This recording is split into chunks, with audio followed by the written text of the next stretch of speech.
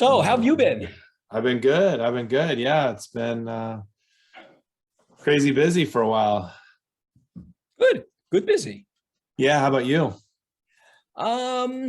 Yes. I mean, I have a million things going on. Yeah, I too hired much a going on. virtual assistant, Okay, yeah, which is working out nicely. good. That's So excellent. that sort of helped corral me a little bit. Yep.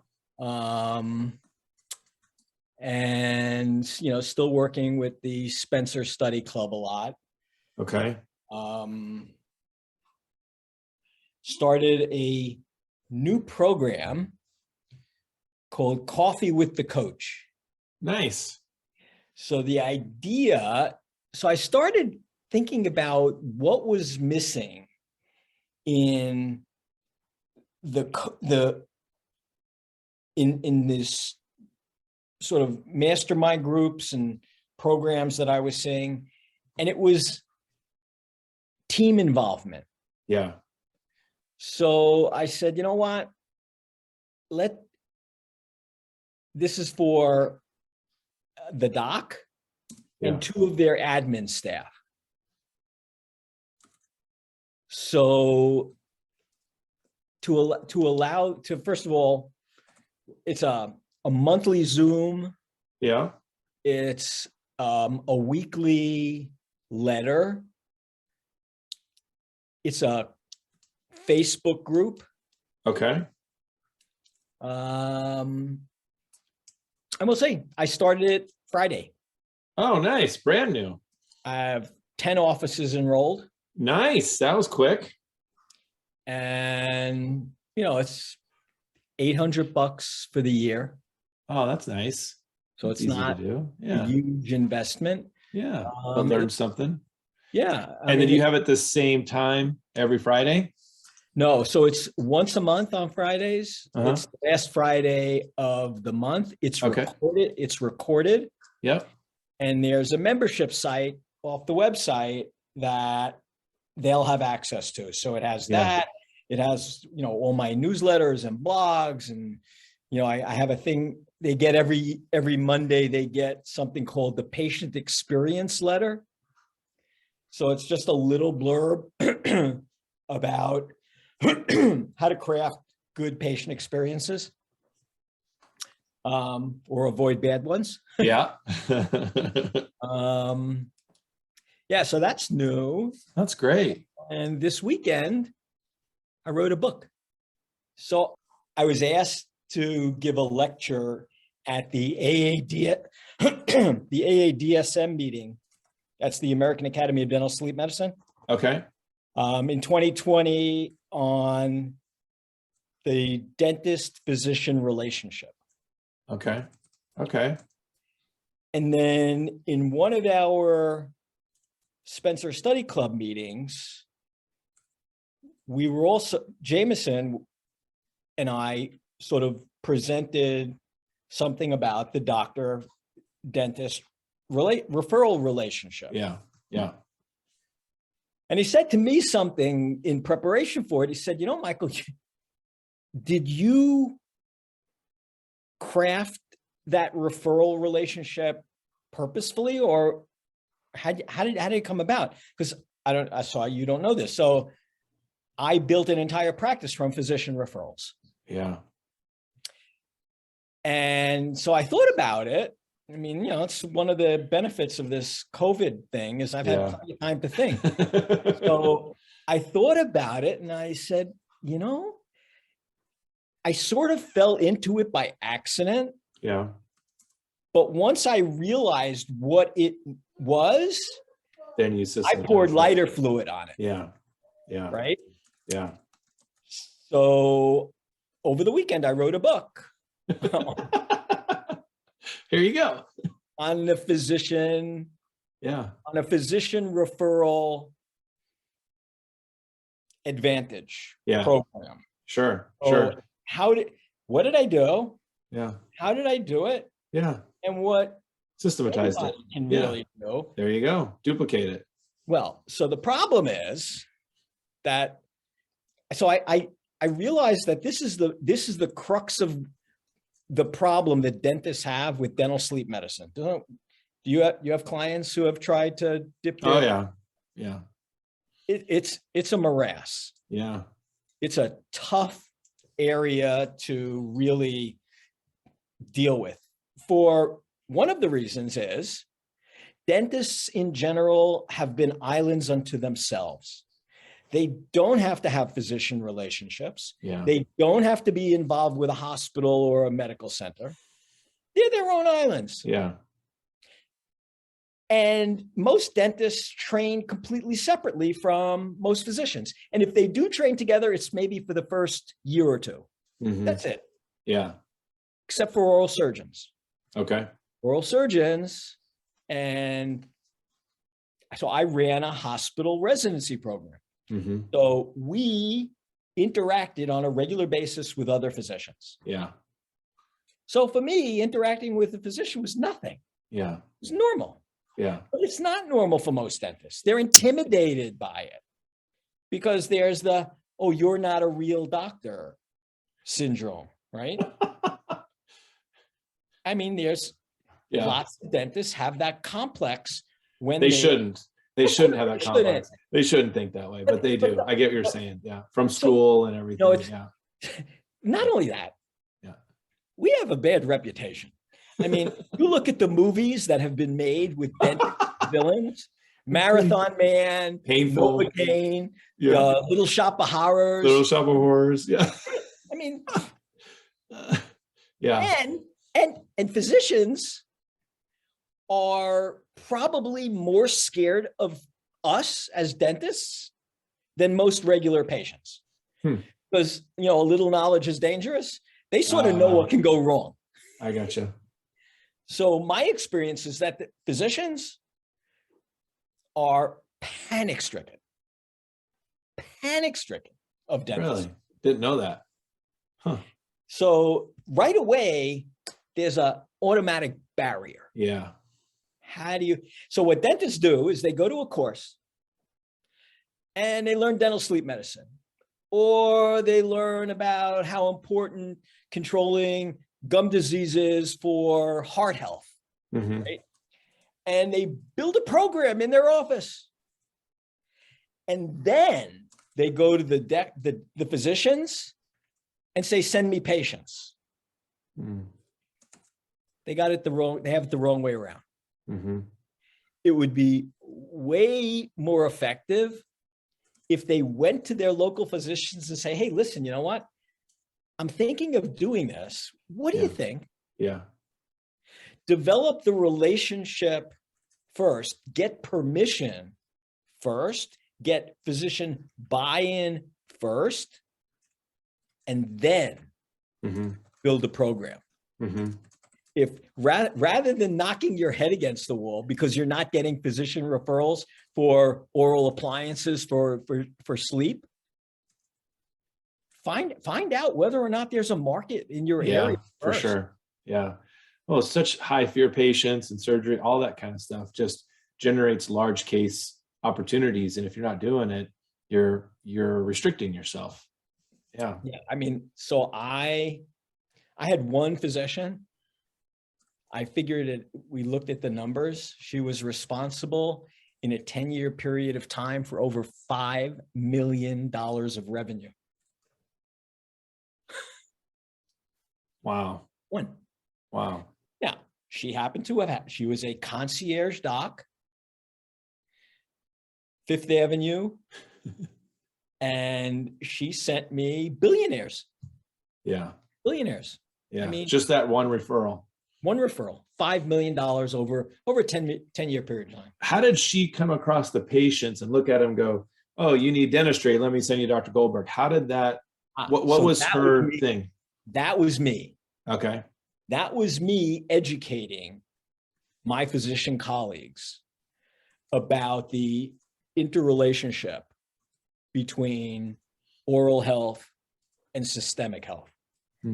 So that's why I wrote a book, I don't know, 7 years ago, called Beyond Ah. It was a guide for physicians.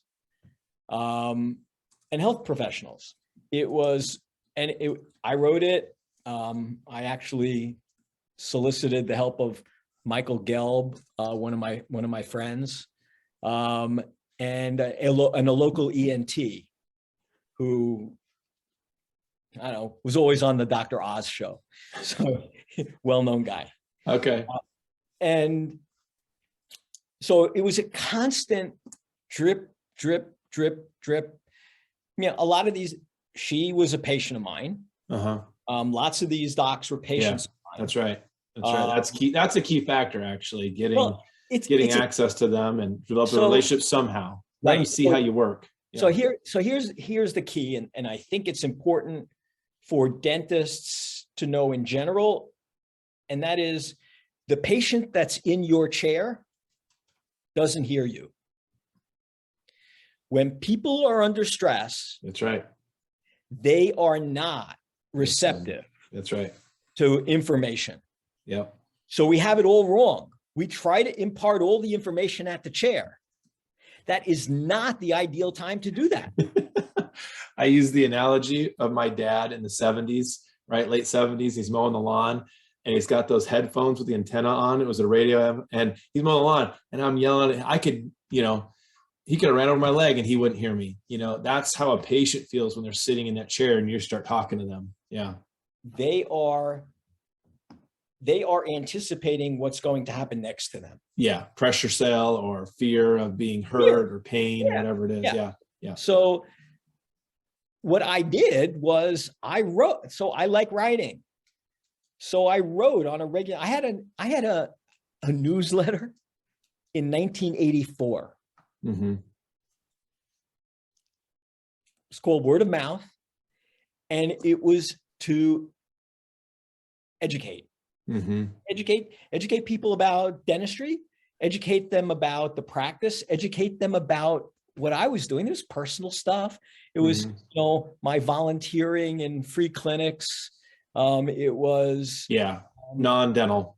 There were non-dental stuff. There was always a recipe for something. People got to know me personally.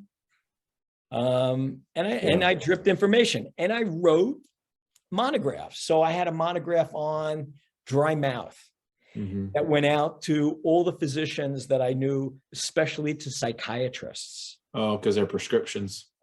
Yeah. Right. I wrote something on TMJ. I wrote something on the microbiome. So it was easy to write a book because I just incorporated what things that I had written. Yeah. And just compiled it. Yeah. It was sort of similar about the one this weekend. This weekend was a little bit more off the cuff. But you know, how to? 11,000 words. It was. Wow.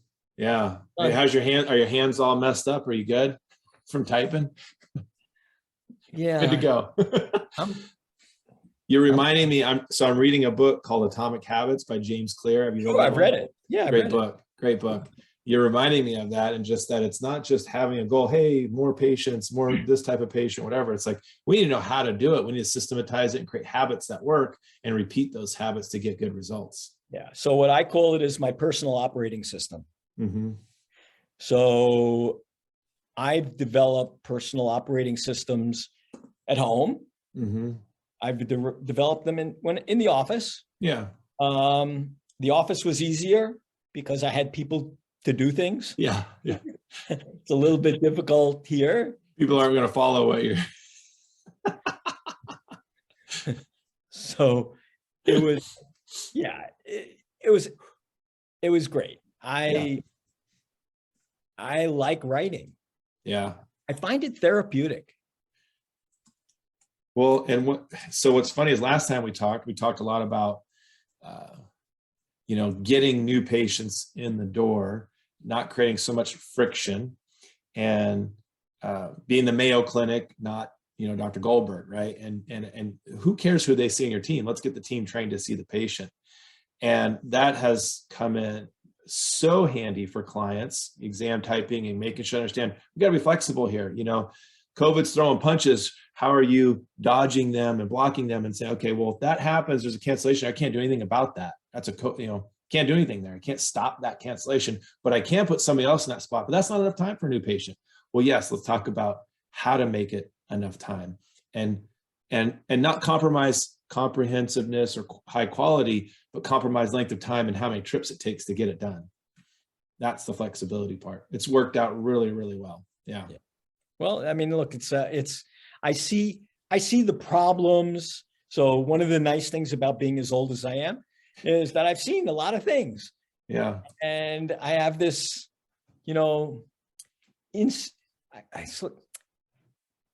insecure curiosity. So maybe it's sort of fear of missing. It's a form of FOMO. I want to know what's working every place. Yeah. So, and not just in dentistry. Yeah. I've learned probably more practice management from places outside of dentistry than I learned from inside of dentistry. That's why I'm a big fan of Disney. Yes, I love Disney. I'm not as big a fan right now. Yeah. Because they've become a little too woke for me.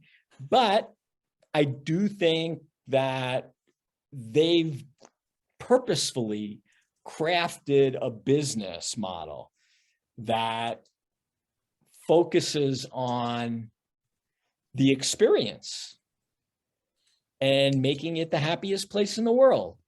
And, I mean, the number is that when people plan to go to Disney, they wind up spending double what they've planned.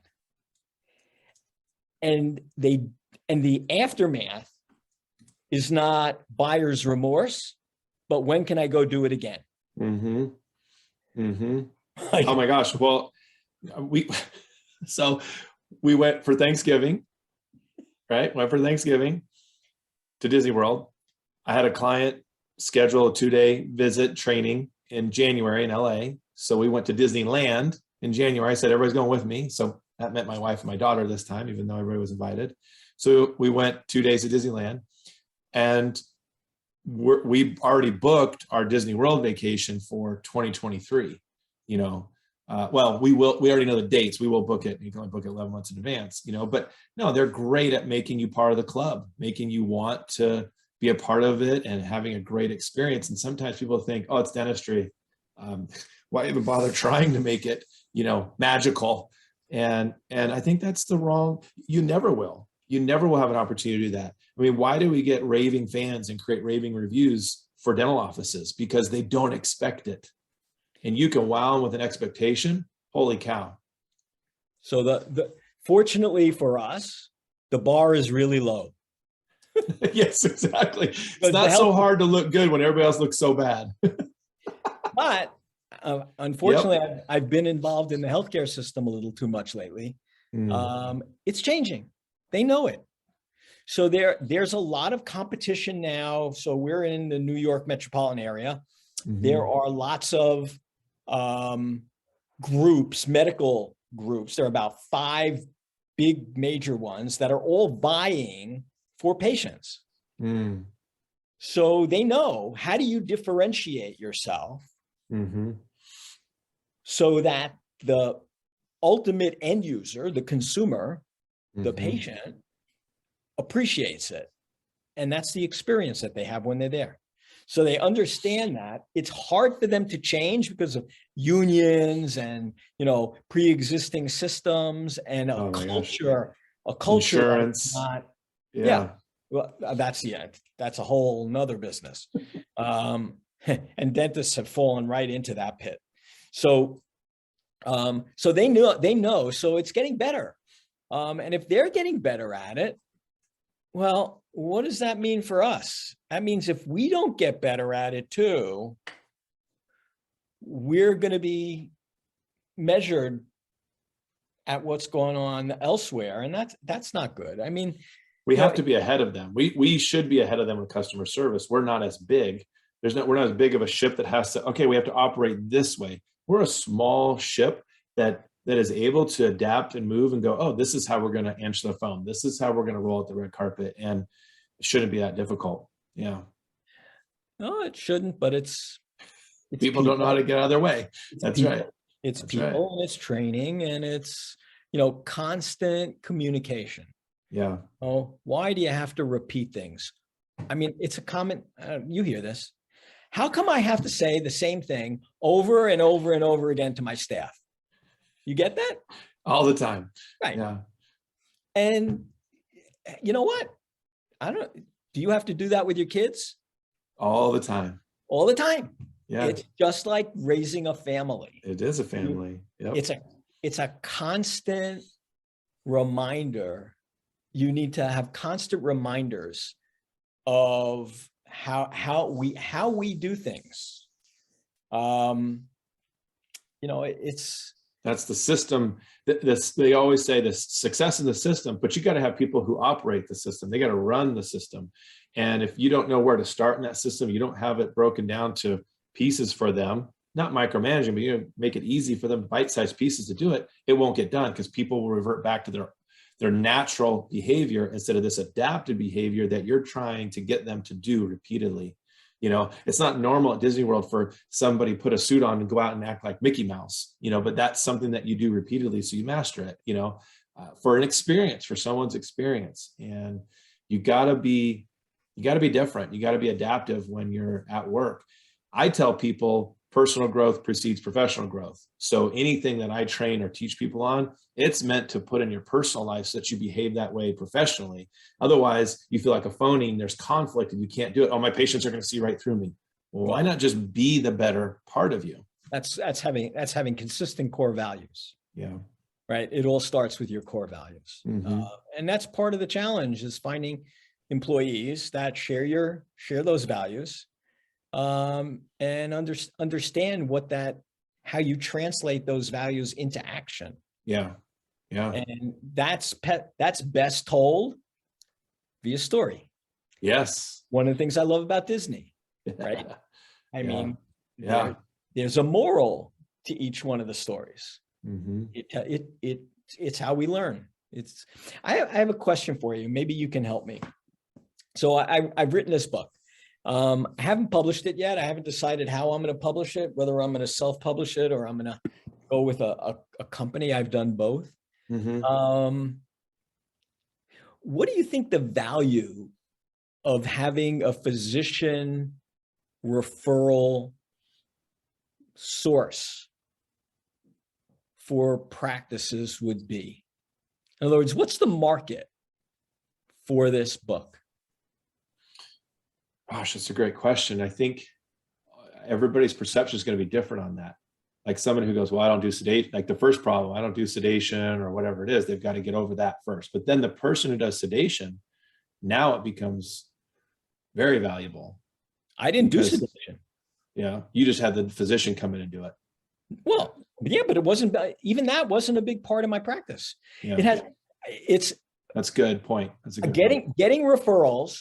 So my point is that if you get a referral from a primary care doc, from a cardiologist, from an ear, nose, and throat, they tell you go to Dr. Goldberg. Yeah. When that person comes in the door, they don't need to be sold. There's a built-in. Yeah. It's like a second opinion. An authority factor. Yeah. I get what you're saying. No, I get it. It's like having a primary marketing source. So, I mean, times it by value times number of referrals you can get from them, that would create the value, right? So average case size times how many referrals can I get from this person? Why do you think physicians don't automatically refer to a dentist? Is it just that relationship hasn't been nurtured by the dentist? Correct. It hasn't been nurtured. Yeah. So physician, look, you can't shake a stick in the media and not hear something about the relationship of oral health and overall health. With COVID, it's been the immune system and stuff like that. There's breathing issues. So TMJ issues, all have been exacerbated during COVID. So you can't not hear about it especially if you're a physician. Yeah. I read the New England Journal and there's stuff in there about it. Yeah. So they know about it. They just don't know what to do with it. Yeah. Where do I send this? Yeah. I mean, if I'm new in a town, I mean, the local physicians may already have a relationship with a dentist, but do they know? No, that's the other thing. Our patients don't know what we do, let alone physicians. Yes, exactly. They don't know. They don't know that we're screening for oral cancer. They don't know that we're, helping to fight inflammation. They don't know some of them don't know that we're doing cosmetics because we're not good about telling our patients what we do. So right there, what's one good way for a practice? Again, doesn't have to be the dentist, but for the practice to get their foot in the door to get that conversation going? So I think you actually turn it around. Okay. So you look for avenues that already are established. So every one of your patients probably has a physician network. Utilize that physician network. So if your EMR, if your practice management system is being properly maintained, the inputs are done properly, you should know who the primary care physician is for each one of your patients. Okay. So what I would do is I'd go to my practice management system. I'd say, okay, let's see who the physicians are that are working with our patient base and get a list. And chances are you're going to see names over and over and over again. Yeah. Who's the top 20 there? And you say, hey, listen, you know what? I happen to be caring for 20 of your patients. Yeah. How can I help you help them better? And let the physician tell you. Rather than, so the dentists always have it backwards. The dentists are always telling the physician what they can do for them, as opposed to asking the physician what they think the dentist can do for them. That's right. It's a respect issue. Sure. Yeah. Dentist, physician, I can just, I give the example in the book. I think, a dentist goes to, there's a program, I don't know if you've heard of it, it's called the Bale-Donine preceptorship. Bradley Bale's a cardiologist. Amy Donine is actually, I think, a nurse practitioner. And they got together, and I was a founding member of the American Academy for Oral Systemic Health, AOSH. So sort of early on, these two people got together and they formed this cardiac prevention program. And part of it is based on the oral microbiome. So we know if you have bad bacteria in your mouth, it's going to get to the rest of your body, and it might encourage arterial thickening, which could lead to stroke and cardiovascular disease. So they have this whole program, and they insist that all their patients have bacteria profiles taken of their mouth. Great. I can imagine a dentist, they have this 2-day preceptorship. I don't know, it's a couple of $1,000, and you can go and take it, the dentists and physicians. And I can imagine if a dentist going, taking this program over a weekend and coming back and taking bacteria profiles and calling up a physician of one of their patients and say, hey, doc, can you tell me what the CRP, IL-6, ESR are? And the physician's going to look and go, who the frick is this? And what are you doing in my sandbox? Yeah. Instead of the other way around and say, hey, doc, I'm thinking about taking this preceptorship about da-da-da-da-da. What do you think? And if there's a positive response, you want to come with me? Connection. You want to come with me? Yeah. I'll pay. Because I know that when you see new patients and you're going to ask them about what's going on in their mouth, and their dentist isn't doing what I'm doing, you're going to send them to me. So, I built an entire practice around that. And I think that with awareness, both on the physician's point of view and on the patient's point of view, of the interrelationship between oral health and systemic health, and the competition for new patients with larger, I mean, DSOs are getting bigger and bigger and bigger. And their marketing is all about getting the new patient in for as cheap a price as they possibly can. Yep. Right? I mean, Aspen just got sued from the state board in Massachusetts because I believe they're offering, so they're advertising. Allegedly, right? Allegedly. Unethical. So what they say is that if you don't have insurance, your first visit is free. Which is, gotcha. You're not taking, I gotcha. Yeah. Yeah. So Massachusetts nailed them. But that's what you're up against. How do you compete against free? That's the thing. Don't try to be that. Try to be something that you are, which is, there are people who shop at Walmart and there are people who don't shop at Walmart. They don't want anything to do with it. Be that then. But a great way of doing that is through a physician who already has a trusted relationship with that patient. So what really you have to be thinking about right now, if you're a dentist, is what are the overlaps that I have in common with the physician? What are the overlaps that I have? Because I got to be ready for that conversation when I say, hey, what can I do to support you? What's the connection? And, getting on the same page with them and having, then I think once the referral happens, I mean, do you go so far as have a referral pad in their office, or is it just by name? Hey, I know this person. How systematic do you make it for the physician? How easy do you make it? Remove that friction. So I have a shock and awe package. So it's a copy of my book. It's a nice pad with the practice's logo on it. It's stuffed with all kinds of articles about the oral systemic connection. And it's sent to the physician with a referral pad. And that can't be the first step. I think you've got to be careful here, right? That's got to be once the door's open and the relationship is built and they're expecting that. It's not a cold call. Yeah, exactly. So that'll just get set aside. No, it might have a,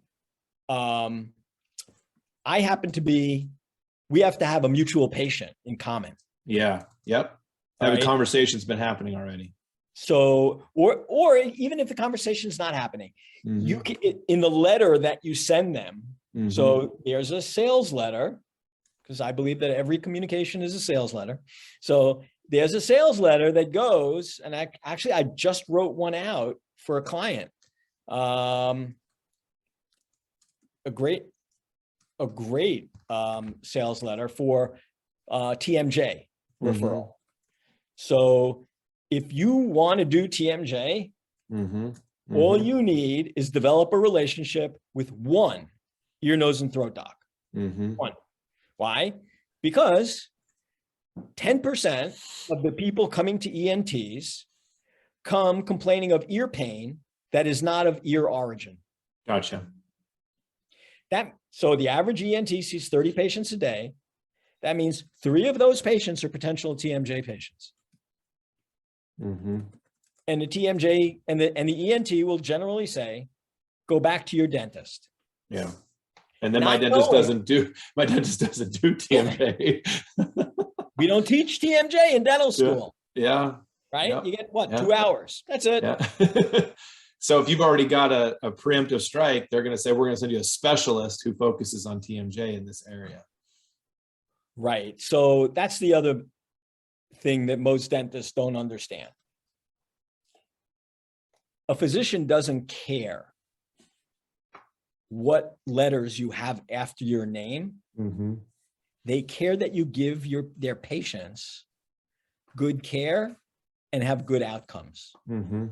So I see dentists spending oodles and oodles of money on all these freaking courses and getting certificates that mean squat to the physicians who are going to refer to them.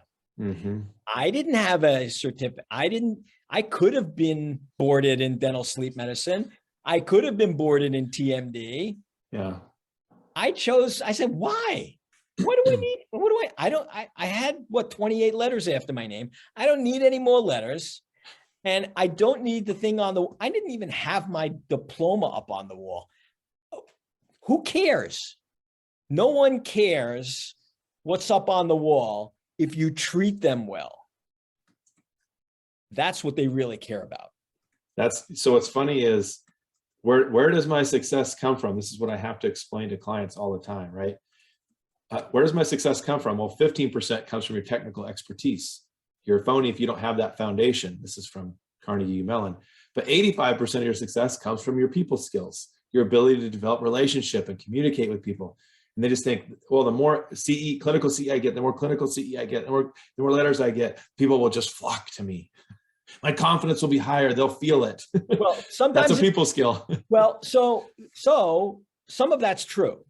You gotta keep doing it. That's the 15%. They got to keep doing it. That's foundational. So if you as a dentist don't have self-confidence, you might need to spend $75,000 on that continuum.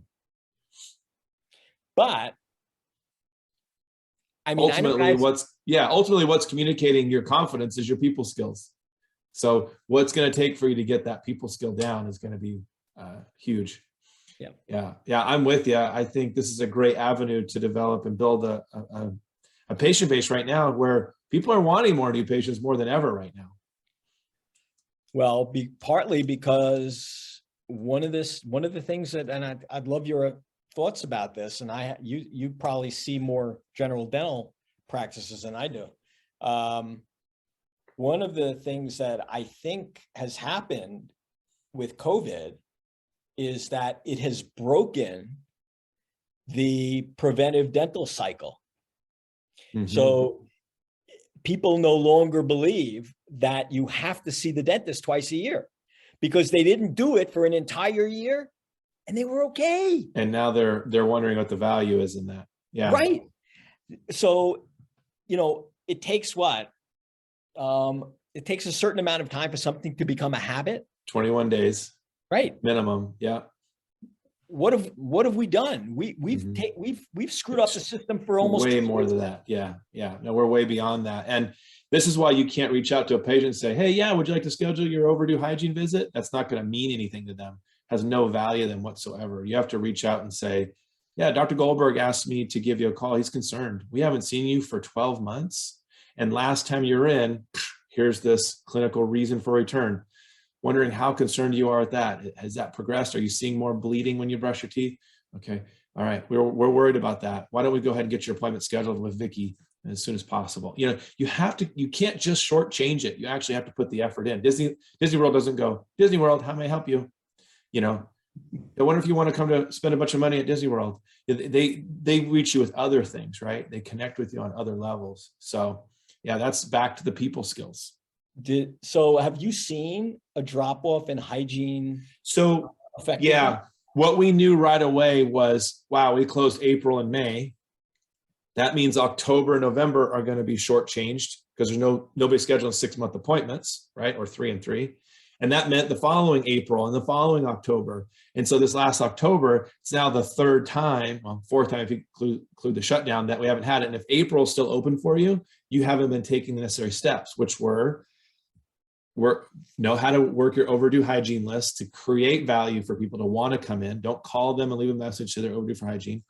Number 2, putting new patients in hygiene, like we talked about last appointment, right? Exam typing, all those things.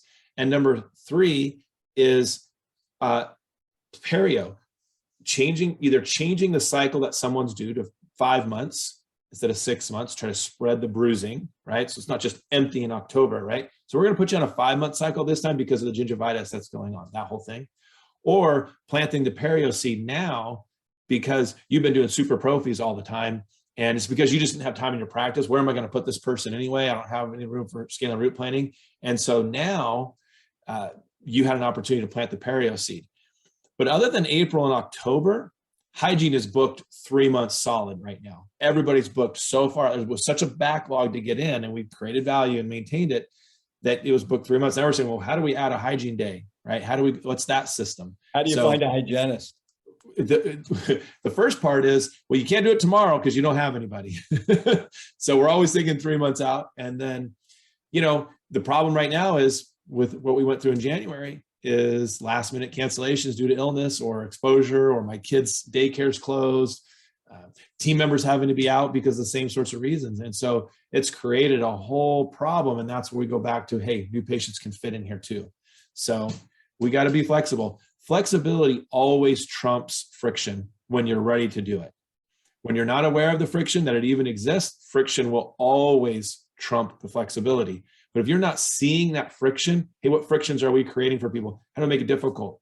I just had this is an office in the Northeast. They had two sisters working up front, and one of them decided to make a career change. And we brought in another team member, more outgoing, a little more bubbly, more positive. And we saw new patients go from 7 new patients a month to 13 new patients a month, just like that, and consistently stay. And why? Because when we look back at it, the way the original person who left was saying was, well, Dr. X, their next new patient visit appointment isn't until this length of time. And so people were like, oh, well, yeah, no, you're making it sound too difficult for me. We were instilling a friction instead of being flexible. And now the new patient, the new person that's there, is so much more positive and more bubbly and just saying something totally different. Oh, we would love to get you in. Absolutely. We'll get you scheduled as soon as we can. Just a slight change, and it doubled the number of new patients because she understood the value of what we had to do. Atomic habits, little change that makes a big explosion. So yeah, one of the books we're now reading is, was it 1%? It's all about 1% differences. Yeah. Yep. I mean, little incremental changes can have huge impacts. Yep, absolutely. And I've never helped more offices that I did in 2021 in one single year resign from insurances. It's like the Great Awakening. Red pill, blue pill, the Matrix.